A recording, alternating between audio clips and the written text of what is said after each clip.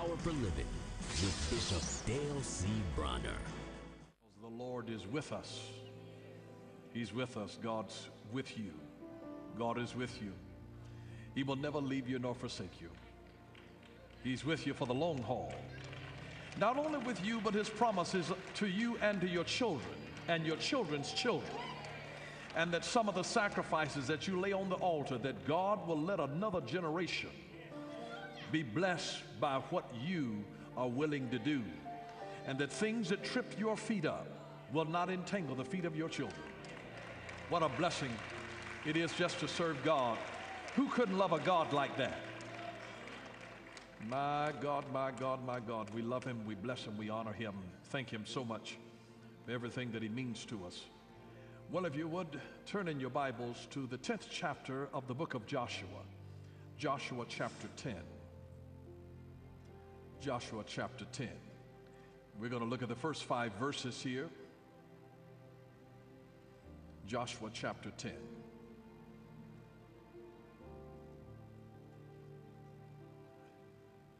Notice verse 1. Now it came to pass that when Adonizedek, king of Jerusalem, heard how Joshua had taken Ai and had utterly destroyed it, as he had done to Jericho and its king, so he had done to Ai and its king, and how the inhabitants of Gibeon had made peace with Israel and were among them, that they feared greatly, because Gibeon was a great city, like one of the royal cities, and because it was greater than Ai, and all its men were mighty.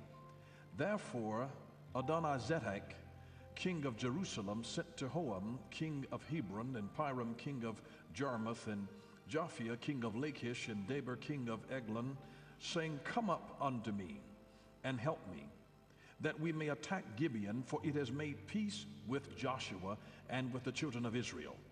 And therefore the 5 kings of the Amorites, the king of Jerusalem, the king of Hebron, the king of Jarmuth, the king of Lachish, the king of Eglon, gathered together and went up, they and all their armies, and camped before Gibeon and made war against it.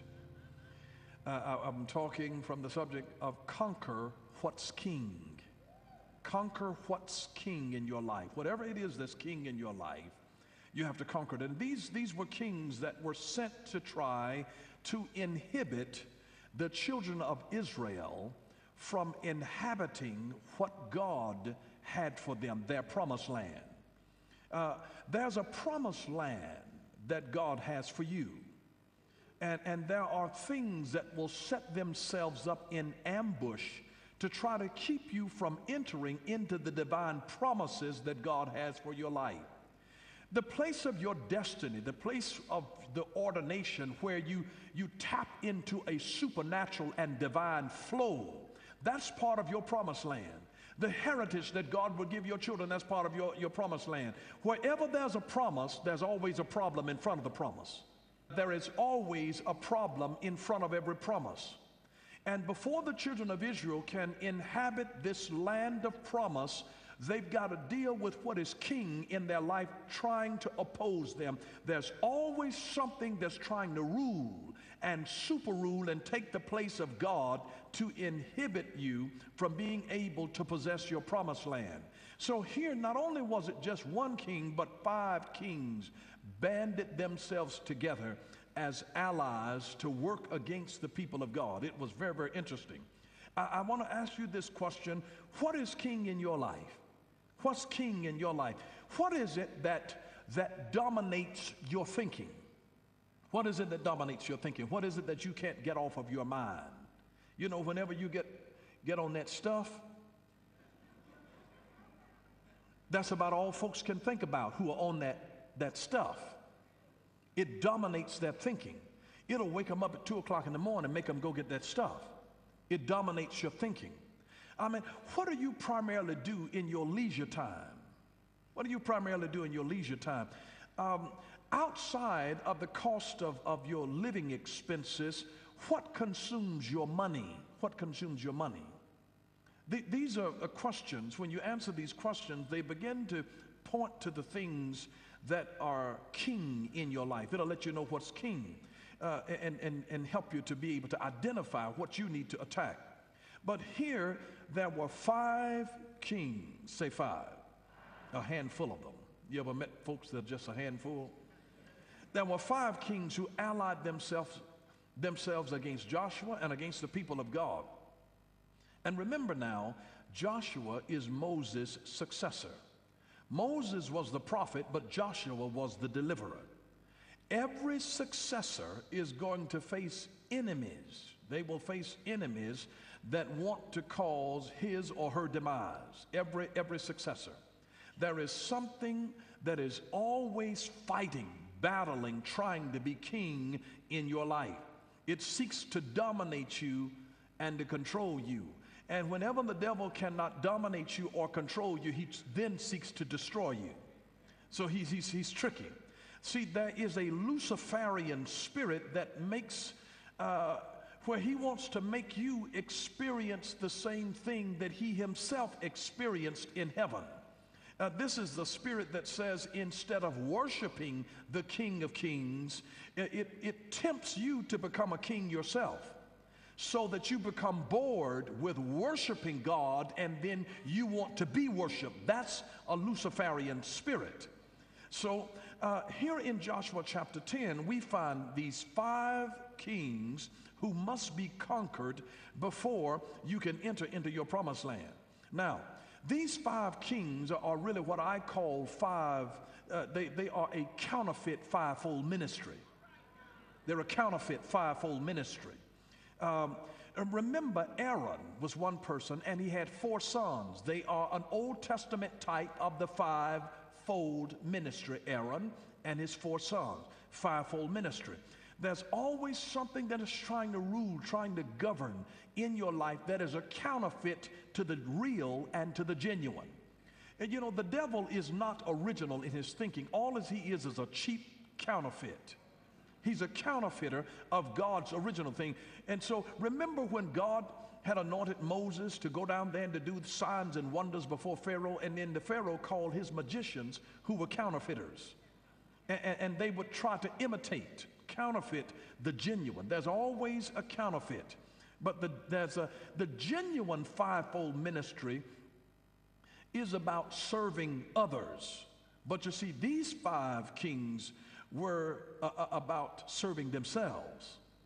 It was about their being served. And so if you're not careful, these kings will automatically negate what God will have spoken in your life to try to keep you from obeying God yourself. Now, these 5 kings, say 5 again, these really are a type of your 5 senses. They're a type of your 5 senses. Your sense of taste, your sense of smell, your sense of hearing, your sense of sight, your sense of touch. They try to become king in your life so that you will walk by your flesh instead of by your spirit. These are things to keep you from inhibiting the promised land that God has for your life. We walk in the spirit. Walk in the spirit, and you will not fulfill the lust of the flesh. So the devil sends you this heightened sense of your 5 senses that become king in your life. How many of you know people who are dominated by their senses? I mean, you know, lust, everything that they see, pride, they get puffed up by what they hear other people. Their flesh, they're just always in the bed with somebody, always talking about how good it was. They are dominated by their senses. These 5 kings, they are counterfeiters. Remember that. See, every decision that you make is generally made by, number 1, your body. Your body, it is made by your body, which deals with your feelings.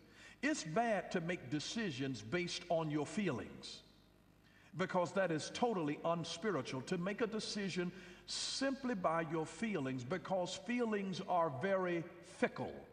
Feelings are fickle. Do I have any witnesses that feelings are really fickle? You can feel one way one moment or one day, and the next day you can feel totally different. Feelings are fickle. That's why we are not to be led by our feelings, because feelings are fickle. They're very undependable. You see something and then you make a decision to buy it. You smell something and then you make a decision to taste it. You taste something and then you make a decision to eat it. You hear something and then you make a decision to believe it. You touch something and then you make a decision to fully experience it.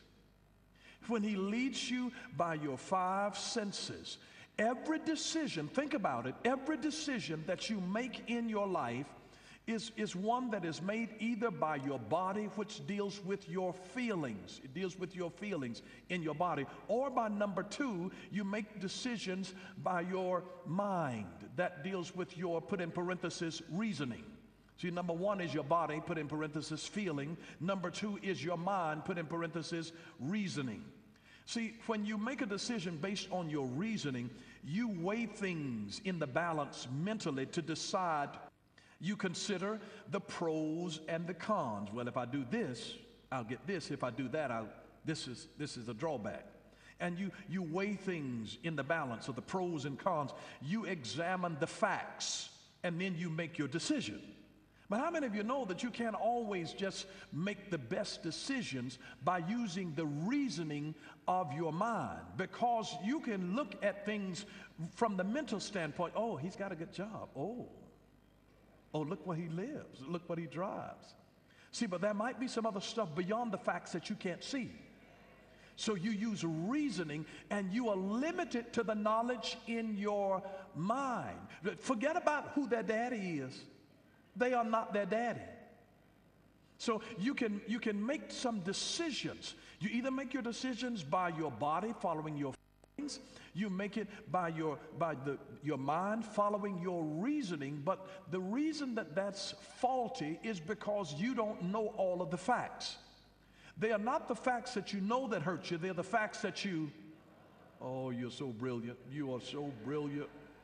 My goodness, and so many of you got up so early this morning and your minds are still sharp here this evening. I'm impressed. I'm totally impressed. But you will make your decisions based on your body with its feelings or your mind with its reasoning and your ability to weigh things out to say, if I do this, these will be the results of it, and so I'm going to go with this one because this one is giving me my best options here. Did you know that you can go for the job that's got the best benefits, that pay you more per hour, and then get on that job and are totally depressed? Because you were looking at all of the facts about how this could provide a good living for you, but maybe there was something beyond that you did not consider. That's why we cannot make our decisions based on our bodies and how we feel, because that's subject to change. You can't make it based on your mind and reasoning because you don't know all of the facts. So thirdly, we have to use another dimension. All of our decisions are either made by our body with feelings, our mind with reasoning, or our spirit, and put in parenthesis here, discernment. Discernment. There is a discernment that comes from our spirit that we want to trust heavily upon, lean heavily upon, because you can sense things in your spirit that your mind does not know and cannot see. And then you decide how to act just based on a hunch, just based on an intuition. Have you ever noticed how often you are right when you have this thing that says, something told me? That didn't come from the reasoning of your mind, and it didn't come from the feelings of your body. It was just something. I mean, somebody is trying to, get involved in the life of your son or your daughter, and you see this person, and, they got a nice job, they got this, they got that, they seem decent, they're respectful to you, but something on the inside of you says, listen,